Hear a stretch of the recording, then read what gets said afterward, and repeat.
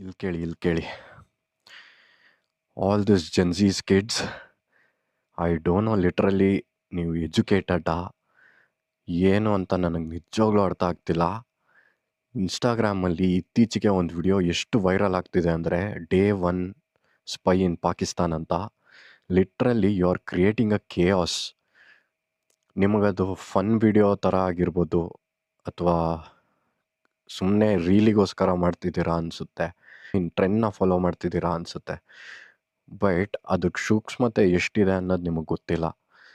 ಇನ್ನೊಂದು ಕಂಟ್ರಿಗೆ ನೀವು ವೈಲೆನ್ಸ್ ಕೊಡ್ತಾ ಇದ್ದೀರಾ. ಲಿಟ್ರಲಿ ಇದು ಗೈಸ್, ಏನಕ್ಕೆ ನಾನು ಇದ್ರ ಬಗ್ಗೆ ಮಾತಾಡ್ತಿದ್ದೀನಿ ಅಂದರೆ, make a note of it. ಇವಾಗ ಹೇಳಿದ್ರೆ ನಿಮ್ಗೆ ಅರ್ಥ ಆಗಲ್ಲ, ನಾಳೆ ಈ ಸುದ್ದಿ ಎಷ್ಟರ ಮಟ್ಟಿಗೆ ಮುಂದೋಗುತ್ತೆ ಅನ್ನೋದು ನಿಮಗೆ ಗೊತ್ತಾಗುತ್ತೆ. ಯಾರ್ಯಾರು ಆ ವಿಡಿಯೋಗಳು ಮಾಡಿದ್ದೀರಾ ದಯವಿಟ್ಟು ಡಿಲೀಟ್ ಮಾಡಿರಿ. You are provoking other country people actually. I don't know literally if you guys are educated or not.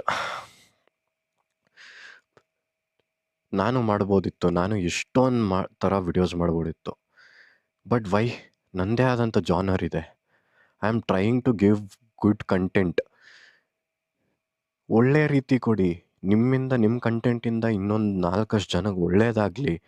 Y do you wanted to do all this nonsense? Literally ನಿಮ್ಗಿದು ಇವಾಗ ಅರ್ಥ ಆಗಲ್ಲ.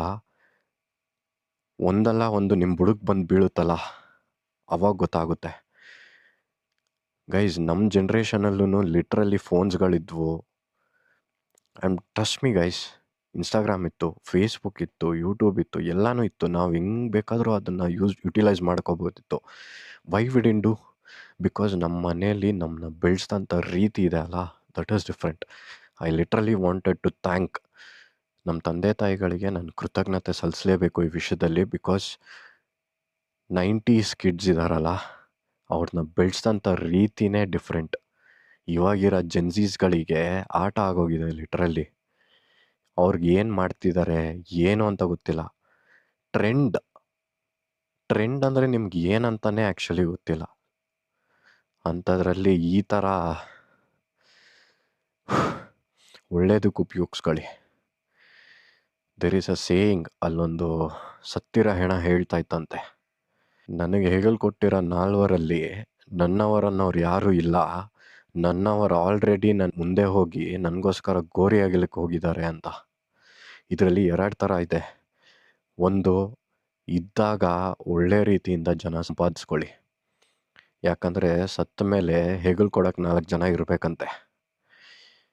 ಅದೇ ಥರ